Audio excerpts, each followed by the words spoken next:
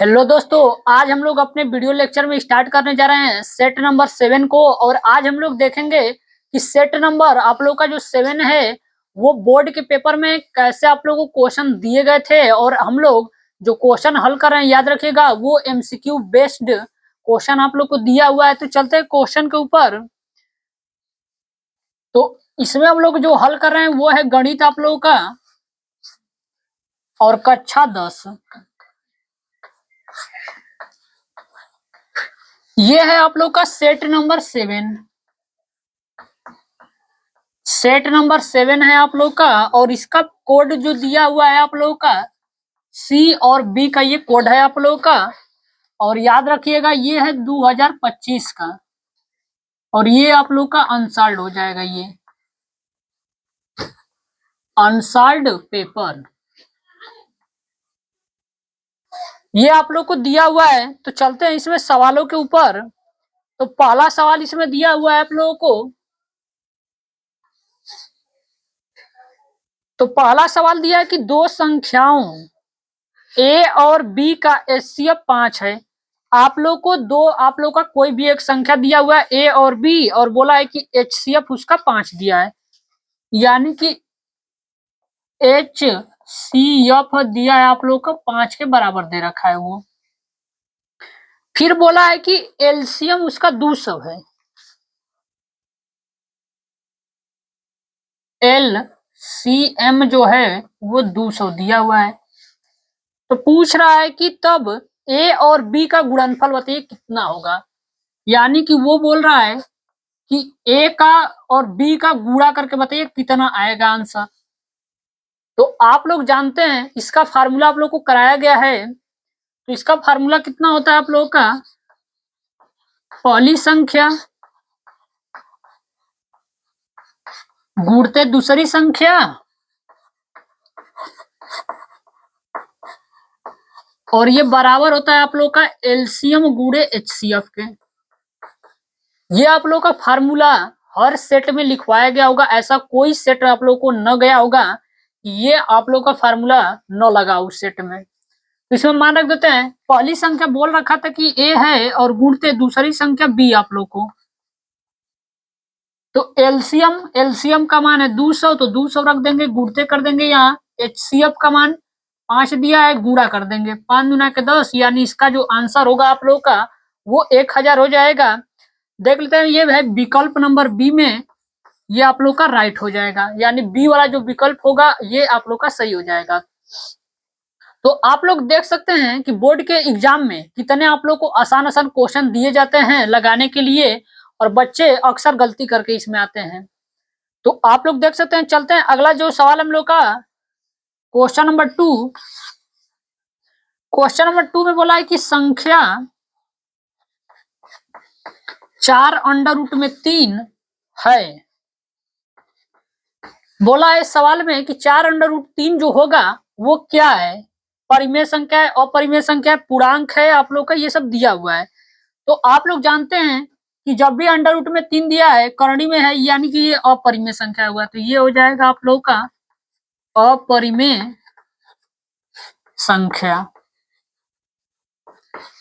तो देख सकते हैं आप लोग कितना छोटा छोटा क्वेश्चन इसमें दिया गया है आप लोगों के लिए। तो ये आप लोग का विकल्प जो होगा वो सी नंबर जो होगा वो राइट हो जाएगा। चलते हैं अगले सवाल में, सवाल नंबर 3 में। सवाल नंबर 3 में बोला है कि 20 और 25 का एलसीएम 100 है। यानी कि बोला है कि 20 और 25 का जो एलसीएम है आप लोगों का, इसका हम लोग अगर एलसीएम निकाल रहे हैं तो वो आप लोगों को दे रहा है 100, यानी 100 के बराबर आ रहा है। तो बोल रहा है एचसीएफ का मान बताइए कितना होगा। यानी कि एचसीएफ, यानी एचसीएफ का मान बोल रखा है कि वो आप बताइए चेक करके वो कितना होगा आप लोग का। तो चलिए एचसीएफ का मान निकालते हैं। ये पहली संख्या, ये दूसरी संख्या, एलसीएम का मान दिया एचसीएफ। ये आप लोग का फार्मूला यहाँ दिख रहा होगा, इसी फार्मूले को आप लोग यहाँ नोट कर सकते हैं। तो पहली संख्या इंटू दूसरी संख्या, एलसीएम गुणते एचसीएफ। पहली संख्या इसमें हो जाएगा 20 आप लोग का गुणते, दूसरी संख्या हो जाएगा यहाँ से 25 और बराबर हो जाएगा, या एलसीएम का मान दिया है कितना 100, तो 100 रख देते हैं, इंटू एचसीएफ का मान निकालना है तो एचसीएफ को उसी तरह रहने देते हैं। अब हल कर लेते हैं इसको। ये जो चीज गुणा में होती है याद रखिएगा भाग में वो चली जाती है, यानी HCF बराबर हो जाएगा ये 20 × 25 और बटा में हो जाएगा ये 100। इसको हल कर लेते हैं। 25 गुना के 50 होगा, जब भाग देंगे तो ये 100 हो जाएगा। और आप लोग देख रहे हैं कि 25 दूना 50 यानी कि 500 हो जाएगा। ये कर देते हैं 500 और बटा में हो जाएगा ये 100। 25 में 2 का गुणा कर देंगे तो 50 हो जाएगा, 0 है तो 0 कर देते हैं, बटा में 100 है 100 कर दीजिए। अब यहाँ 2 0 से ये 2 0 कट जाएगा, यानी आंसर जो होगा इसका वो 5 हो जाएगा। तो आप लोग देख लीजिए, इसी आप लोग का पहले सवाल पे एक तीसरा सवाल, इसमें 2 सवाल आप लोग को एक ही फार्मूले पे दिए गए हैं। ये फार्मूला याद रखिएगा, मोस्ट इंपोर्टेंट होगा बोर्ड के देखने के नजर से, इसलिए कि इस सवाल पे आप लोग का देखेंगे कि ऐसा कोई सेट न जा रहा है जिसपे आप लोग का क्वेश्चन न दिया हो। तो आप लोग देख सकते हैं, तो मिला लेते हैं विकल्प नंबर आप लोगों का। तो ये दिया है विकल्प नंबर डी में, डी जो होगा ये राइट हो जाएगा आप लोगों का। तो आप लोग इसको एक बार नोट करिए, चलते हैं अगले सवाल पे।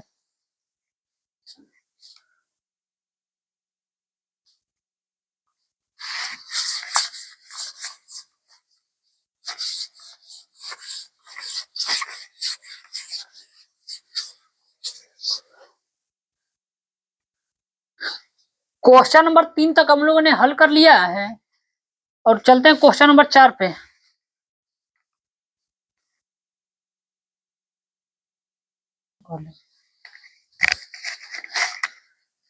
चलते हैं सवाल नंबर 4 के ऊपर और देखते हैं सवाल नंबर 4 में दिया क्या है आप लोगों को। तो सवाल नंबर 4 में दे रखा है 1 बटा में x² प्लस 6 बराबर दिया है 1 बटा में 10। तो पूछा है कि x का मान चेक करके बताइए कितना होगा, यानी x का मान आप लोग को इसमें निकालना है। तो चलिए करते कैसे हैं इसको। आप लोग देख रहे होंगे कि x² प्लस में 6 है, नीचे तिर्यक गुणा कर दीजिए यहाँ पे। तो लिख देते हैं यहाँ तिर्यक गुणा, यानी कि तिर्यक गुणा का मतलब होता है क्रॉस मल्टीप्लीकेशन करना, यानी कि क्रॉस मल्टीप्लाई कर देते हैं यहाँ पे। इसका गुणा करेंगे 1 में, वही हो जाएगा x² प्लस में 6 हो जाएगा बराबर। 1 का गुणा करेंगे 10 में, 10 हो जाएगा। इसको इस साइड 75 कर देते हैं, यानी x² बराबर हो जाएगा 10 प्लस से उस साइड जाएगा माइनस हो जाएगा 6, यानी x² बराबर घटाएंगे ये 4 हो जाएगा। x² को उस साइड करेंगे, याद रखिएगा अंडर रूट लग जाएगा, तो प्लस माइनस आप लोग लगा के अंडर रूट में 4 कर दीजिए, यानी x का जो मान होगा वो प्लस माइनस का 2 हो जाएगा। मिला लेते हैं इसको। विकल्प नंबर कौन सा दिया है, तो याद रखिएगा ये विकल्प नंबर बी फॉर बाहुबली आप लोग का राइट हो जाएगा। चलते हैं नेक्स्ट क्वेश्चन में। अब तो 4 के बाद 5वां क्वेश्चन आप लोग को दिया हुआ है।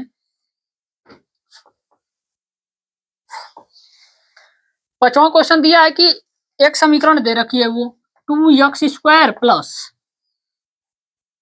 माइनस का 8x प्लस में c और बराबर में दिया है 0। बोल रखा है सवाल में कि के मूल बराबर है, मूल बराबर है दे रखा है सवाल में। तो बोला है कि c का मान चेक करके बताइए कितना होगा। तो जब भी आप लोग को ऐसा सवाल देखने के लिए मिल जाए और एक आप लोग को द्विघात समीकरण दिया हो आप लोग का और मूल जब भी बराबर बोले, तो याद रखिएगा वहां डी का जो मान होता है वो 0 के बराबर होता है आप लोग का। तो यहाँ से करेंगे का, पहले इसका तुलना कराएंगे द्विघात समीकरण के मानक रूप से। तो द्विघात समीकरण का मानक रूप होता है ax² प्लस में bx प्लस में c बराबर में 0 हो जाएगा आप लोग का। तुलना कराएंगे x² से x² कट जाएगा, यानी a का जो मान होगा वो 2 हो जाएगा। x से x काट देंगे तो b का जो मान होगा -2, c का आप लोग का है तो c के जगह पे आप लोग का c ही हो जाएगा। अब जब भी आप लोग का मूल याद रखिएगा बराबर होगा तो d का मान 0, यानी कि d बराबर आप लोग का 0 होता है। d का फार्मूला रख देंगे अब, b² - 4ac बराबर में 0 हो जाएगा। यहाँ पे देख रहे होंगे कि 8 है तो आप लोग का यहाँ 8 कर लेते हैं। b का मान दिया है -8, तो यहाँ माइनस का 8 का स्क्वायर कर देंगे माइनस 4 गुणते a का मान दिया है 2, तो 2 रख देते हैं इंटू c का मान दिया है c, तो c रहने दीजिए बराबर में हो जाएगा 0। अब 8 का स्क्वायर करेंगे 64 हो जाएगा माइनस, इसका करेंगे तो 4 दूना के 8 और गुणा करेंगे तो ये 8c बराबर में हो जाएगा 0। माइनस है उस साइड कर देते हैं, यानी कि 64 बराबर हो जाएगा ये 8c का, यानी c बराबर हो जाएगा 64/8। भाग दे देते हैं इसमें। 8 के पहाड़ में अगर 64 आएगा तो डायरेक्ट इससे काट सकते हैं, तो ये 8 बार में आ जाएगा आप लोगों का। तो यानी जो आप लोगों का सी का जो मान होगा वो 8 हो जाएगा। मिला लेते हैं विकल्प में आप लोगों का। ये विकल्प नंबर आप लोग का डी हो जाएगा, और डी फॉर डंकी आप लोग का आंसर हो जाएगा। तो आप लोग देख सकते हैं कि कितने आसान आसान क्वेश्चन इस सेट में आप लोग को दिए गए हैं। चलते हैं 5 नंबर क्वेश्चन के बाद 6वां नंबर क्वेश्चन में।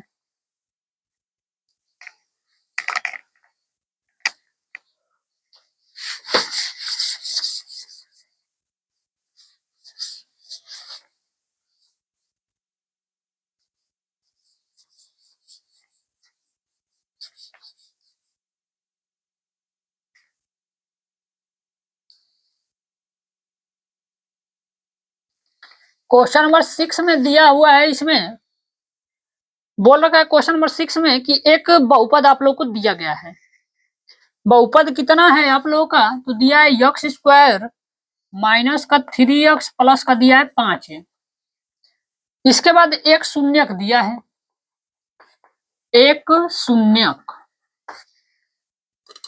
शून्यक का मान 2 दे रखा है। तो पूछा है कि ए का मान निकाल के आप लोग बताइएगा कितना होगा। तो याद रखिएगा, जब भी आप लोग को ऐसा क्वेश्चन देखने के लिए मिल जाए और सवाल में एक शून्यक दिया रहे, तो याद रखिएगा वो आप लोग का एक्स का मान होता है, यानी एक्स का मान 2 दे रखा है, जहां यक्स है वहां पे 2 रख दीजिए। तो यक्स का मान यहाँ से 2 रख देते हैं, तो एक शून्यक दिया रहेगा तो इसको पहले 0 के इक्वल कर लेते हैं। तो x² माइनस में 3x प्लस में 5 है बराबर में 0। जब भी आप लोग को शून्यक दिया रहा है, याद रखिएगा वो द्विघात समीकरण आप लोग को हल करके आंसर दिया है, तो इसलिए बराबर में 0 रख देते हैं। ये x का मान 2 है, x बराबर 2 रख दीजिए। तो ये 2 का स्क्वायर हो जाएगा माइनस 3 गुणते x का मान 2 है, 2 रख देंगे, प्लस हो जाएगा 5 और a बराबर में 0 हो जाएगा। हल कर देंगे, 2 का वर्ग 4 हो जाएगा, माइनस ये 6 हो जाएगा, प्लस में हो जाएगा 5a बराबर में 0। इसको घटा लेंगे तो माइनस का 2 और प्लस में हो जाएगा 5a बराबर में 0। माइनस से उस साइड जाएगा, प्लस हो जाएगा, यानी 5a बराबर में 2 हो जाएगा। तो a का मान जो होगा 2/5 हो जाएगा। चेक करते हैं आंसर। 2/5 जो है वो विकल्प नंबर सी दिया, यानी सी जो होगा आप लोग का राइट हो जाएगा। तो चलते हैं अगले सवाल में। यहां तक देख लीजिएगा, क्वेश्चन नंबर 6 तक हल कर लिए, 7 को यहाँ हल करते हैं। 7 में बोला है कि एक बहुपद दिया है आप लोगों का, x² माइनस में 5x और प्लस में 6 दिया है।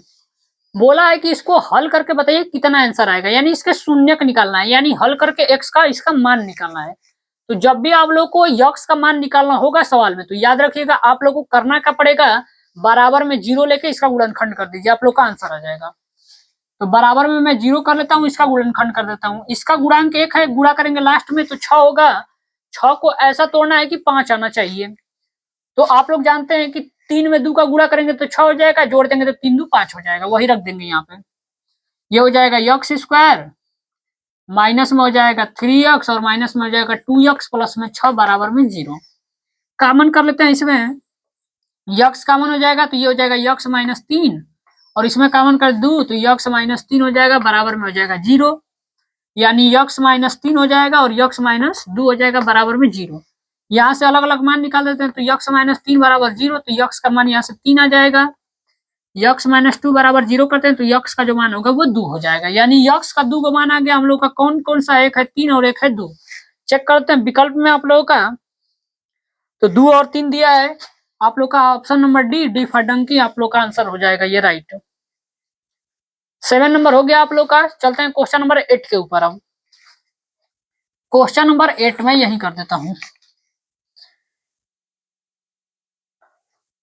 क्वेश्चन नंबर 8 में बोला है कि -5, 6 बोला है कि किस चतुर्थांश में स्थित है, किस चतुर्थांश में। मतलब कहने का मतलब है कि ये जो आप लोग को बिंदु दिया गया है वो कौन से चतुर्थांश में, पहला, दूसरा, तीसरा, चौथा। तो याद रखिएगा, ये चला है पहले, लिखा है पहला जो होता है आप लोग का वो माइनस में दिया है, दूसरा आप लोग का प्लस में दिया है। आइए चतुर्थांश बना लेते हैं यहाँ पे।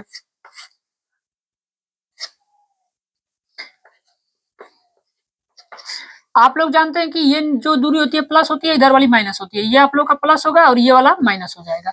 यानी पहला चतुर्थांश होगा तो प्लस कामा प्लस होता है, दूसरा चतुर्थांश रहेगा तो माइनस और कामा प्लस होता है, तीसरा में आप लोग का माइनस कामा माइनस होता है, चौथा में होता है प्लस कामा माइनस। अब यहाँ देखिए पहले माइनस है तो चलिए माइनस हो गया, बाद में प्लस दिया है यानी प्लस। कौन सा चतुर्थांश आप लोग का दूसरा, तो इसका आंसर होगा आप लोग का द्वितीय चतुर्थांश। द्वितीय चतुर्थांश। अब इसको चेक कर लेते हैं विकल्प आप लोग का कौन सा दिया है, तो याद रखिएगा विकल्प दिया बी, और बी फॉर बाहुबली आप लोग का आंसर हो जाएगा इसका। 8 के बाद चलते हैं 9 नंबर क्वेश्चन में।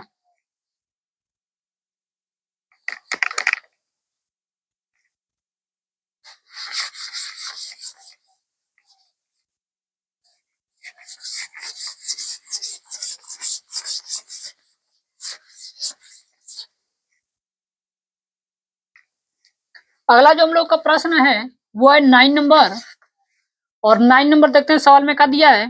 बोला है कि एक वृत्त की त्रिज्या ए है, यानी कि आप लोग का कोई एक वृत्त दिया है, उसकी त्रिज्या ए दिया है। यानी त्रिज्या की जब भी बात की जाए तो याद रखना आर का मान दे रखा है ए आप लोगों का। बोला है कि एक चाप केंद्र पर थीटा कोण अंतरित करती है, यानी कोण का मान दे रखा है, जो कोण होगा वो दे रखा है कि थीटा आप लोग का है। बोला है कि चाप की लंबाई कितनी होगी, पूछ रहा है आप लोगों से चाप की लंबाई।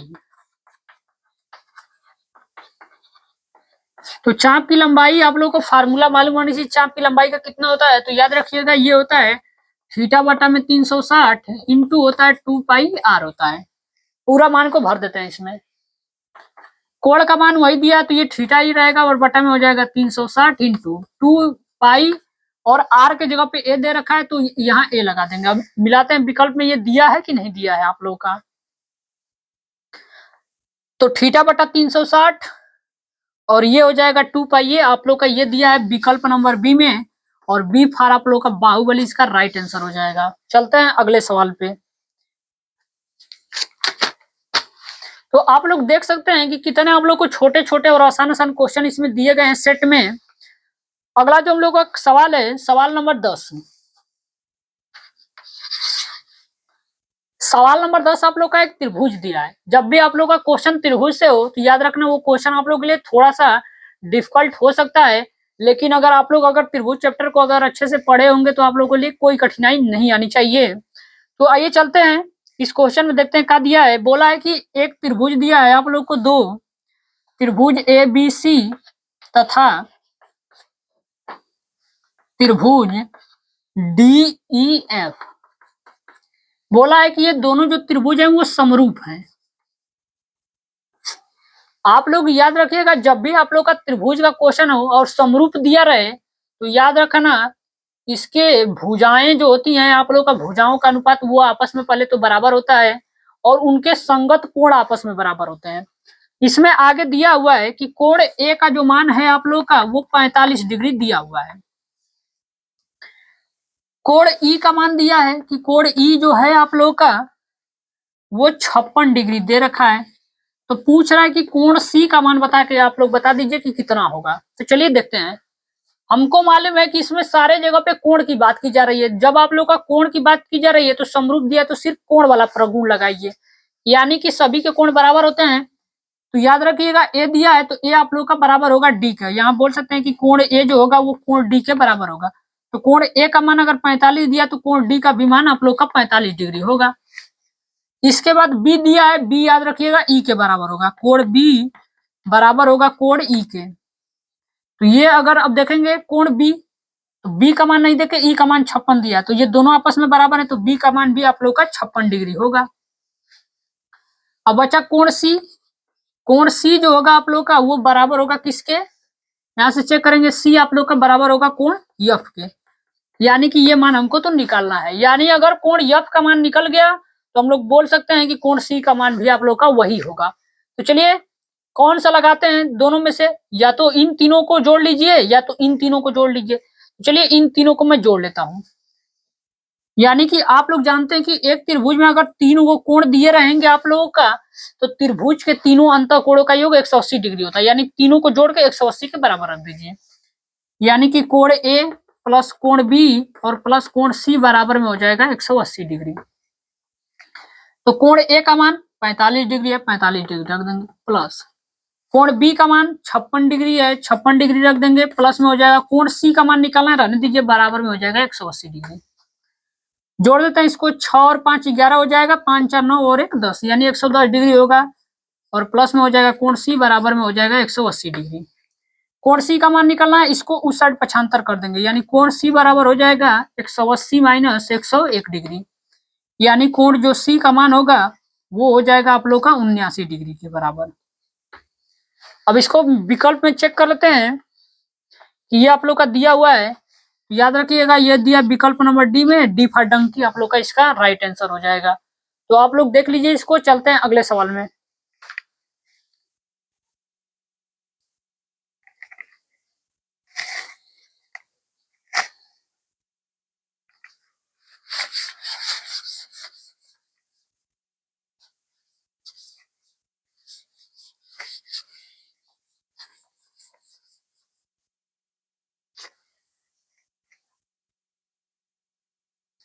तो अगला जो हम लोग का सवाल है, सवाल नंबर 11 में, और देखते हैं ये आप लोग का त्रिकोणमिति बेस्ड क्वेश्चन दिया हुआ है।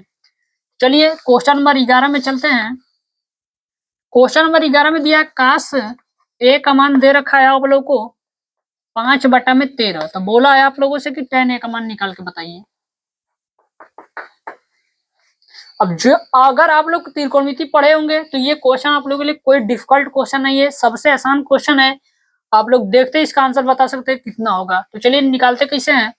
का से बराबर फार्मूला लगा दीजिए, तो ये होता है आधार बटा के कर्ण आप लोग का फार्मूला होता है, और ये हो जाएगा 5/13। तो चलिए आधार और कर्ण मालूम है, तो tan थीटा बराबर आप लोग को मालूम होना चाहिए कि लंब बटा में आधार होता है। अब लंब का मान तो इसमें है नहीं, आधार का मान चाहिए, तो चलिए आधार का मान तो यहाँ 5 है, लेकिन लंब का मान नहीं है, तो लंब का मान पहले निकालेंगे। तो यहाँ पे चित्र बना लेते हैं। आधार का मान 5 दिया है, 5 रख देते हैं, कर्ण का मान है 13, इसका मान निकालना है, तो इसका अंडर रूट में 13 का स्क्वायर करके और माइनस कर दीजिए 5 का स्क्वायर। तो 13 का स्क्वायर करेंगे 169 हो जाएगा, माइनस का हो जाएगा 25, घटाएंगे तो अंडर रूट में आप लोग का हो जाएगा ये 144, यानी कि ये 12 होगा आप लोग का। अब यहाँ रख दीजिए, लंब का मान कितना निकल गया 12, तो ये हो जाएगा 12, और आधार का मान 5 था, ये 5 हो जाएगा। ये आप लोग का आंसर हो गया। मिला लेते हैं इस विकल्प में आप लोग का, तो 12/5 आया था, ये विकल्प नंबर ए में दिया है, ए वाला जो होगा आप लोग का राइट हो जाएगा। अगला हम लोग का क्वेश्चन है 11 क्वेश्चन के बाद 12 नंबर क्वेश्चन। 12 नंबर क्वेश्चन में दिया हुआ है इसमें कि cos थीटा बराबर 1 दिया है, तो बोल रहा है आप लोगों से कि tan थीटा का मान बताइए कितना होगा। यहां से थीटा का मान निकाल के यहाँ पे थीटा का मान रख देंगे, आंसर आ जाएगा आप लोग का। ये दिया है cos थीटा, यहाँ काश में दिया तो इधर वो काश में बनाइए। काश में सोचिए कि 1 कहाँ पे आप लोग का होता है, तो आप लोग जानते हैं कि काश आप लोग का 1 जो होता है वो 0 डिग्री पे होता है, यानी कि काश 0 अंश का जो मान होता है वो 1 के बराबर होता है। काश काश कट जाएगा, यानी थीटा का जो मान होगा आप लोग का वो कितना हो जाएगा 0, यानी कि 0 डिग्री हो जाएगा। अब यहाँ थीटा का मान रख दीजिए tan 0 अंश। अब आप लोग को मालूम होनी चाहिए कि tan 0 अंश का मान कितना होता है। अब तो आप लोग को मालूम होगा कि अगर tan 0 अंश का मान चलिए नहीं मालूम है, तो एक काम करते हैं, आप लोग ऐसे कर सकते हो कि साइन 0 अंश और बटा में आप लोग लिख सकते हो cos 0 अंश, क्योंकि आप लोग जानते हो कि साइन बटा में cos जो होता है वो tan होता है, 0 0 है, तो दोनों का अगर कोण बराबर रहेगा तो वही होगा आप लोगों का। साइन 0 अंश का मान रख दीजिए यहाँ पे। साइन 0 अंश का मान आप लोग जानते हो कि 0 होता है, और cos जो 0 अंश का मान होता है वो 1 होगा, यानी कि यहाँ पे आप लोग, चलिए ठीक है, इसका भाग दे देंगे, तो ये आप लोग का ऊपर 0 है, नीचे 1 है, तो भाग देंगे तो आप लोग का 0 होगा, यानी 0 इसका आंसर होगा। तो मिला लेते हैं, इसका जो विकल्प नंबर बी होगा वो राइट हो जाएगा, आप लोग इसको देख सकते हैं। 12 नंबर क्वेश्चन हो गया। चलते हैं क्वेश्चन नंबर 13 में, तो आप लोग इसको एक बार नोट कर लीजिए, इसके बाद अगला सवाल चलते हैं।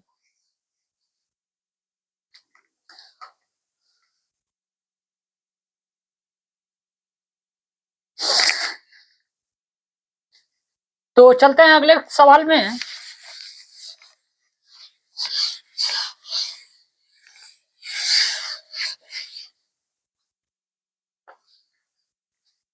सवाल नंबर हम लोग का 13। अब देखेंगे कि 13 में क्या दिया है। इसमें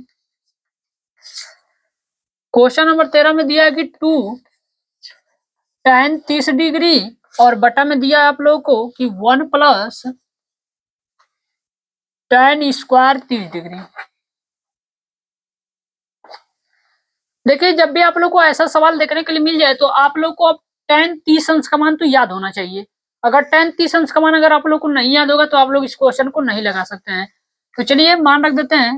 ये हो जाएगा 2 गुणते tan 30 अंश का मान याद रखिएगा 1 बटा के होता है आप लोग का √3 और बटा में ये हो जाएगा 1 प्लस tan 30 अंश का मान होता है 1 बटा में √3, लेकिन ऊपर लगा स्क्वायर तो इसका कर देंगे हम लोग स्क्वायर। हल कर लेते हैं आगे। तो ये 2 का गुणा ऊपर होगा तो ये 2 हो जाएगा और बटा में हो जाएगा √3 और बटा के 1 को रहने देंगे। 1 का स्क्वायर करेंगे 1 हो जाएगा, √3 का स्क्वायर करेंगे तो ये 3 हो जाएगा। हल करते हैं आगे। 2 बटा के √3 और बटा के हो जाएगा 3 एकम 3 और 1 जोड़ेंगे तो ये हो जाएगा आपका 4 बटा के 3 हो जाएगा। आगे हल कर लेते हैं। याद रखिएगा बाहर वाले का बाहर वाले में गुणा होता है और अंदर वाले का अंदर वाले में गुणा होता है, यानी इसका गुणा इसमें करेंगे तो 2 गुणते 3 हो जाएगा ये और बटा में ये हो जाएगा 4 गुणते √3 हो जाएगा आप लोग का। अब इसको कटा देते हैं आप लोग का। यहाँ 2 से इसको काट देंगे तो 2 बार में कटेगा, यानी ये बचेगा 3 और 2 √3।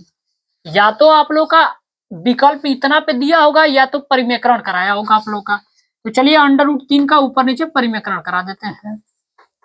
तो ये हो जाएगा 3 और बटा में दिया है 2 और इंटू में हो जाएगा ये √3 का गुणा करेंगे 3 में तो ये 3 हो जाएगा। ये 3 से 3 कट जाएगा। इसका आंसर होगा √3 बटा में 2 हो जाएगा आप लोग का आंसर। तो ये दिया है विकल्प नंबर ए में, यानी ए जो होगा इसका राइट आंसर हो जाएगा आप लोग का। चलते हैं सवाल नंबर अगला हम लोग का दिया है क्वेश्चन नंबर 14। अब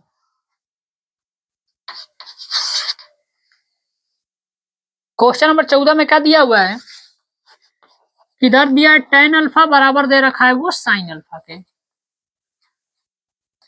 तो इसमें पूछ रहा है कि अल्फा का मान निकाल के आप लोग बताइएगा कितना होगा।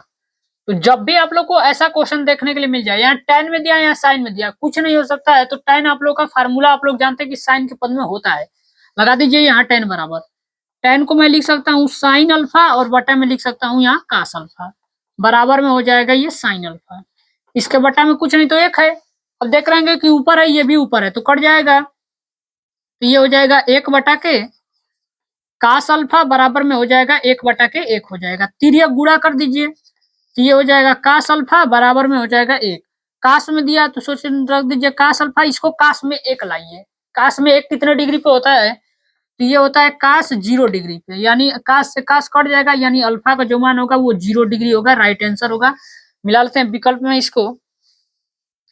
तो ये हो जाएगा आप लोग का विकल्प नंबर डी फॉर डंकी, इसका राइट आंसर हो जाएगा। तो आप लोग देख लीजिए अभी पीछे वाले क्वेश्चन में ही आया था आप लोग का, ये रिपीट हो गया। चलते हैं 14 के बाद क्वेश्चन नंबर 15 में।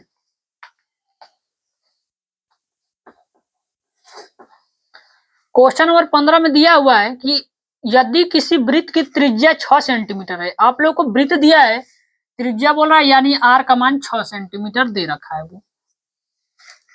फिर बोल रहा है कि एक त्रिज्यखंड पर 60 डिग्री का कोण बनाती है, यानी त्रिज्यखंड पे कोण बना रही है, यानी कि याद रखिएगा थीटा का मान दे रखा है वो 60 डिग्री। आप लोगों को पूछा का इसमें कि त्रिज्यखंड का क्षेत्रफल बता दीजिए आप लोग कितना होगा। त्रिज्यखंड का क्षेत्रफल, अब त्रिज्यखंड का क्षेत्रफल अगर मान लिया आप लोग को नहीं मालूम है तो आप लोग अगर फार्मूला याद रहेगा तो ही आप लोग लगा पाएंगे, अन्यथा तो इस क्वेश्चन को आप लोग कहीं से लगा नहीं सकते हैं। और याद रखिएगा तुक्का लगाने से आप लोग का आंसर जो होगा वो राइट नहीं होने वाला है। तो आप लोग को क्वेश्चन को हल करके ही आप लोग को विकल्प पे लगाना होगा। तो हमको इसमें फार्मूला मालूम होना चाहिए। तो इसका फार्मूला होता है आप लोग का थीटा बटा में 360 इंटू, और ये होता है आप लोग का पाई आर स्क्वायर। ये आप लोग का फार्मूला होता है, मान को रख दीजिए। विकल्प में आप लोग चेक कर लीजिएगा, अगर पाई में आंसर दिया होगा तो पाई का मान मत रखिएगा, अगर आंसर अगर सही से दिया हुआ तो पाई का मान 22/7 रख सकते हैं आप लोग। तो इसको देख लेते हैं। इसमें विकल्प में पाई का मान नहीं रखा है तो मैं भी नहीं रखूंगा इसमें। थीटा का मान हो जाएगा 60 डिग्री और बटा में हो जाएगा 360 इंटू पाई को रहने दीजिए, और आर आर आप लोग का 6 यानी 6 गुणते 6 कर दीजिए। तो ये 0 से 0 कट जाएगा, ये 6 बार में कटेगा और ये 6 से 6 कटेगा, यानी इसका जो आंसर होगा वो 6 पाई होगा। और एक बात का इसमें विशेष ध्यान रखिएगा कि क्षेत्रफल रहेगा तो मात्रक आप लोग जो दिया रहेगा उसका स्क्वायर कर दीजिएगा, यानी सेमी में दिया सेमी स्क्वायर कर दीजिए, यानी ये हो जाएगा सेंटीमीटर स्क्वायर। या तो हिंदी में आप लोग अगर बोलना चाहते हैं तो वर्ग सेंटीमीटर आप लोग का आंसर हो जाएगा। तो देख लेते हैं विकल्प कौन सा इसमें दिया था। तो ये दिया विकल्प नंबर बी में, और बी फॉर बाहुबली आप लोग का राइट आंसर हो जाएगा इसमें। तो 15 नंबर क्वेश्चन को तक हम लोगों ने कर लिया है। अब चलते हैं क्वेश्चन नंबर 16 को, आप लोग एक बार इसको नोट कर लीजिए पूरा।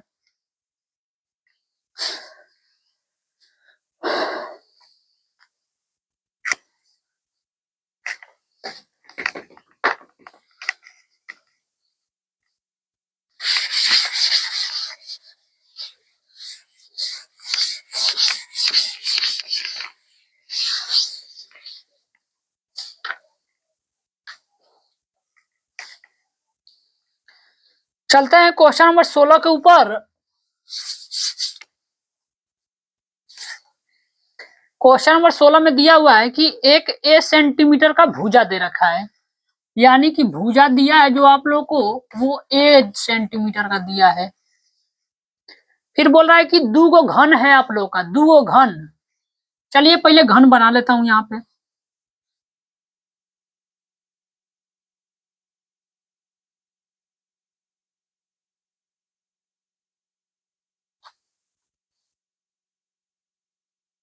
ये आप लोग का मान लीजिए कि एक घन हो गया। आप लोग जानते हो कि घन में क्या होता है आप लोग का, कि सभी भुजाएं उसकी बराबर होती हैं। बोल रखा है कि एक घन में एक और घन को जोड़ दिया गया है। चलिए एक और घन को मैं यहाँ जोड़ देता हूँ इसी में।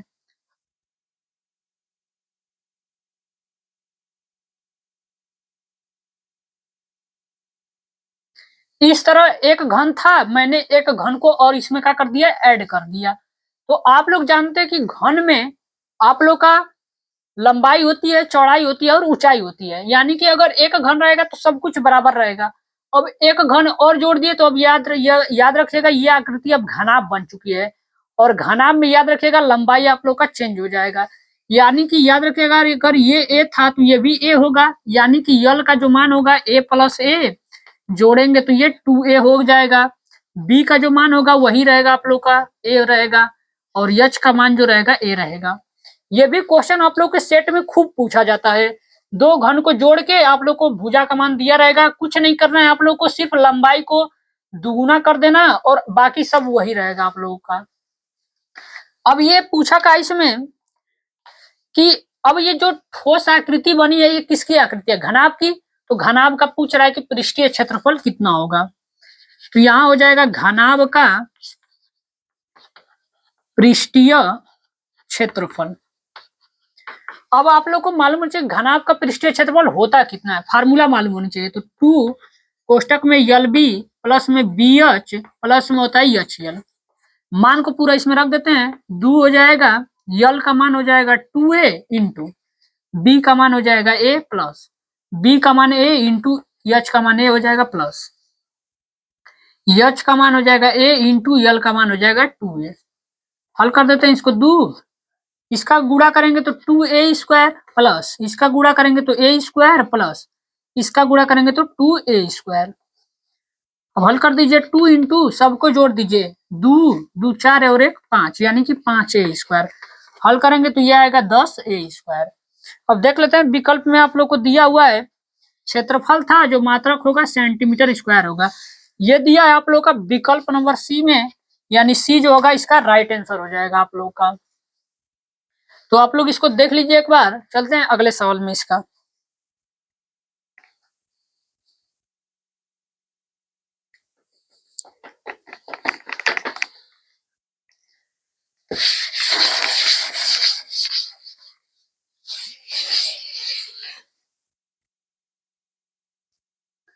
अगला जो हम लोग का सवाल है, सवाल नंबर 17। सवाल नंबर 17 में दे रखा है कि सारणी का माध्य निकालना है आप लोग को। अब माध्य निकालनी है इसमें, हमको निकालना का है माध्य। तो चलिए माध्य निकालना है इसमें। वर्ग अंतराल और बारंबारता आप लोगों को लिए दे रखा है। वर्ग अंतराल और यहाँ बारंबारता।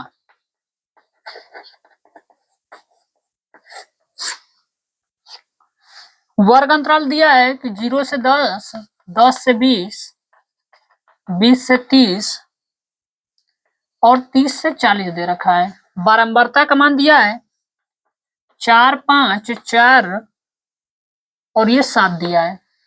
तो जब भी आप लोग को ऐसा क्वेश्चन देखने के लिए मिल जाए तो करिएगा कि आप लोग वर्ग अंतराल दिया है, बारंबारता, बारंबारता को ही यप से लिखते हैं आप लोग। यानी कि अगर आप लोग को प्रत्यक्ष विधि लगानी है तो इसमें सबसे पहले यक्स का मान, तो यानी यहाँ यक्स का मान निकालेंगे और इसके बाद यप और यक्स का गुणा करेंगे। यहाँ इतना आप लोगों को काम करना पड़ेगा प्रत्यक्ष विधि के लिए। तो करेंगे क्या, यक्स का मान निकालते कैसे हैं, तो आइए जानते हैं। आप लोग वर्ग अंतराल में दोनों को जोड़ के उसका आधा कर दीजिए। 0 में 10 जोड़ेंगे, आधा करेंगे तो ये 5 आएगा। फिर यहाँ जोड़ दीजिए 20 और 10 जोड़ेंगे तो 30 हो जाएगा। 30 का आधा कर दीजिए आप लोग, यानी कि 15 हो जाएगा। अब यहाँ चेक करते हैं, 10 का अंतर है, इसमें 10 बढ़ाते चलिए। 5 के बाद 15 आ गया, अगला कर दीजिए 25 हो जाएगा और इसमें 15, 10 को ऐड कर दीजिए 35। ये आप लोग का एक्स का मान तैयार हो गया। अब करना क्या है, यफ और यक्स का गुणा करना है। तो चलिए गुणा कर लेते हैं। 5 और 4 का गुणा करेंगे 20 हो जाएगा। 15 में 5 का गुणा करना है तो 5 बचे 25 को 5 कर देते हैं। 5 और 2 7, यानी 15 पचे 75 हो जाएगा। 25 में 4 का गुणा करेंगे ये 100 हो जाएगा। 35 में 7 का करना है तो 7 पचे 35 को 5 हो जाएगा, हासिल लग जाएगा 3 और 7 में 3 का करेंगे 21 और 21 और 3 ये हो जाएगा 24। इतना हो गया। इसके बाद हमको चाहिए का फार्मूला में तो सिग्मा एफ एक्स का मान चाहिए और सिग्मा एफ का मान, दोनों के मान रहेंगे तब हम लोग हल कर पाएंगे। तो चलिए जोड़ लेते हैं। 5 और 5 जोड़ेंगे तो 10 को 0 हो जाएगा और इसमें जोड़ देते हैं 7 और 2 9 और 1 10 और 4 14 को 4 हासिले 2 और 1 3 और 1 ये 4, यानी 440 आप लोग का हो जाएगा। इसको जोड़ लेते हैं। 4 और 4 जोड़ेंगे 8 हो जाएगा। 8 और इसको जोड़ दीजिए आप लोग 8, 7 और 5 जोड़ देंगे तो ये 12 हो जाएगा, यानी कि जोड़ेंगे तो ये 20 हो जाएगा। यानी कि इसको जोड़ दिए तो जो मान आया है वो 20 के बराबर आ गया। अब हमको निकालनी है, क्या निकालना है, माध्य। तो माध्य बराबर फार्मूला होता है ये सिग्मा एफ एक्स बटा के होता है सिग्मा एफ। रख दीजिए इसमें मान। सिग्मा एफ एक्स का मान है 440 और ये हो जाएगा 20। 0 से 0 काट देंगे और ये काट देंगे तो आप लोग का 22 हो जाएगा, यानी इसका जो माध्य आएगा वो 22 हो जाएगा आप लोग का। तो ये दिया है विकल्प नंबर डी में, तो जो डी वाला होगा विकल्प ये राइट हो जाएगा आप लोग का। तो देख सकते हैं आप लोग, इस विधि को बोलते हैं, याद रखिएगा। अगर विधि आप लोग को जाननी है तो याद रखिएगा ये होता है प्रत्यक्ष विधि है।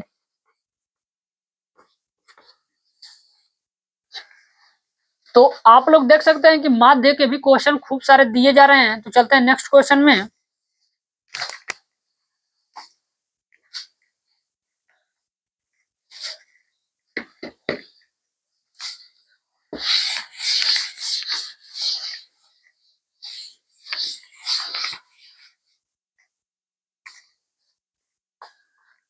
सत्रह के बाद हम लोग का क्वेश्चन जो है अगला 18 नंबर। 18 नंबर क्वेश्चन में पूछ रहा है कि माध्य का वर्ग आप लोग बता दीजिएगा कितना आएगा। माध्य का वर्ग। अब आप लोग का जब भी पेपर होगा तो इतना तो सेट को हल करते हम लोग को मालूम चल चुका है कि आप लोग का पेपर हो और माध्य का वर्ग आप लोगों से न पूछे, ऐसा हो नहीं सकता आप लोग के पेपर में। याद रखिएगा ये क्वेश्चन ऐसा कोई सेट नहीं जा रहा है आप लोग का जिसमें आप लोगों से ये न पूछे कि माध्य का वर्ग आप लोग बताइए कितना होगा। यानी माध्य का वर्ग, बहुलक वर्ग, इनमें से आप लोग के सांख्यिकी जो है उसमें से एमसीक्यू में क्वेश्चन तय है कि आने ही आने हैं आप लोगों का। तो आइए जानते हैं इसको। माध्य का वर्ग निकालेंगे कैसे, इसमें दिया गया है वर्ग अंतराल और बारंबारता दे रखा है।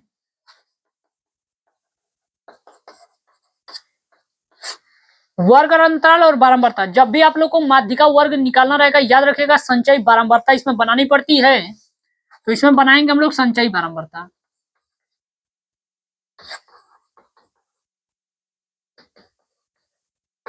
चलिए संचयी बारंबारता हो गया। वर्ग अंतराल में देख लेते हैं क्या क्या दिया हुआ है। 0 से 5, 5 से 10, 10 से 15, 15 से 20, 20 से 25, यहां तक दिया हुआ है। इसके बाद दिया है 4 दिया है, 6 दिया है, इसके बाद 10 दिया है, 6 दिया है आप लोग को, और इसके बाद दिया है 4। संचयी बारंबारता बनानी है हम लोगों को। तो संचयी बारंबारता आइए जानते हैं बनाते कैसे हैं। बारंबारता का मान 4 दिया रहेगा, जो सबसे पहले दिया रहेगा उसी को लिख दीजिएगा। 4 है, 4 लिख दीजिए। इसके बाद 6 को और 4 को जोड़ देंगे, यानी ये 10 हो जाएगा। फिर 10 और 10 को जोड़ देंगे, 20 हो जाएगा। 20 में 6 जोड़ देंगे, 26 हो जाएगा। और 26 में 4 जोड़ देंगे तो ये 30 हो जाएगा, यानी कि 30 निकल गया। अब याद रखिएगा इसमें यन का मान इंपॉर्टेंट हो जाता है इसमें। जो आप लोग का संचयी बारंबारता के जो सबसे लास्ट में आता है, याद रखेगा वही एन का मान होता है। तो एन का मान यहाँ से हमको मालूम चल गया कि एन का जो मान है वो 30 है। अब बटा में 2 करना पड़ता है आप लोग का, बटा में 2 कर दीजिए, यानी कि ये 15 होगा। यानी कि अब शुरू से 15 चेक करेंगे किस संचयी बारंबारता में आ रहा है, वही आप लोग का वर्ग अंतराल हो जाएगा। तो ऊपर से स्टार्ट करेंगे, 4 और 10 में होगा नहीं, यानी 20 वाला में होगा, यानी 20 वाला है आप लोग का ये वाला वर्ग, यानी कि माध्यिका वर्ग जो होगा उसका 10 से 15 होगा। और ये चेक करते हैं विकल्प नंबर कौन सा दिया, 10 से 15 आप लोग का विकल्प नंबर ए दिया, यानी ए आप लोग का राइट हो जाएगा। चलते हैं नेक्स्ट क्वेश्चन नंबर 19 में। आप लोगों से पूछा है, इस प्रश्न को मैं पूरा लिख देता हूं। किसी अधिवर्ष में 53 रविवार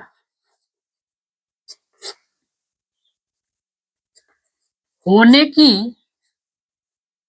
प्रायिकता पूछ ले आप लोगों से। इस क्वेश्चन को आप लोग याद कर लीजिए, ये याद करने वाला क्वेश्चन है आप लोग का। 53 लिखा हो और यहाँ रविवार, सोमवार, मंगलवार, यानी कि सप्ताह के 7 दिन में से किसी को भी आंसर में यहाँ मेंशन किया हो तो उससे लेना नहीं है। अगर 53 दे दिया है अगर, और यहाँ पे जो दिया है अधिवर्ष और प्रायिकता पूछे, तो याद रखिएगा इसका आंसर जो होता है आप लोग का वो होता है, आप लोग का प्रायिकता निकालना है किसके लिए, 53 रविवार के लिए। तो याद कर लो कि उसका आंसर जो होता है 2/7 होता है, ये राइट हो जाएगा आप लोग का आंसर। चेक करते हैं विकल्प में, तो ये आप लोग का सी वाला जो होगा वो राइट हो जाएगा।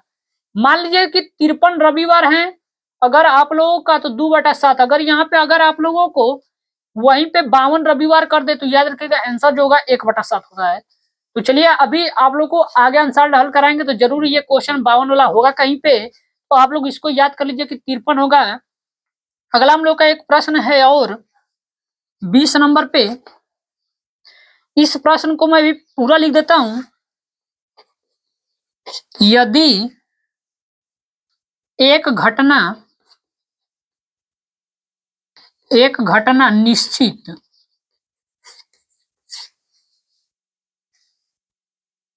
रूप से घटती है तो प्रायिकता बोला है कितना होगा इसका। अब इसमें याद कर लीजिए कि अगर आप लोग का घटना निश्चित रहता है तो याद रखिएगा ये इसका आंसर आप लोग को पिछले के आप लोग को जो कराए गए हैं सेट, उसमें आप लोग को आंसर देखने के लिए मिल सकता है। इसका मैंने आंसर बताया था उस दिन आप लोग को कि यदि एक घटना अगर निश्चित रहेगी तो प्रायिकता जब भी पूछे तो उसका आंसर याद कर लीजिए कि 1 होता है, यानी कि ये जो होगा आप लोग का 1 होता है, ये राइट आंसर हो जाएगा। चेक करते हैं विकल्प में आप लोग का, तो ये आप लोग का बी फॉर बाहुबली आंसर इसका। तो याद रखिएगा ये 1 आंसर होता है आप लोग का। तो आज हमने सेट नंबर 7 को आप लोग का पूरा कंप्लीट कर लिया, और हम लोग जो सेट हल कर रहे थे याद रखिएगा वो है 2025 का। तो आइए चलते हैं, वो मिलेंगे हम लोग अब नेक्स्ट वीडियो में आप लोगों का इसी तरह के अनसॉल्व्ड के साथ।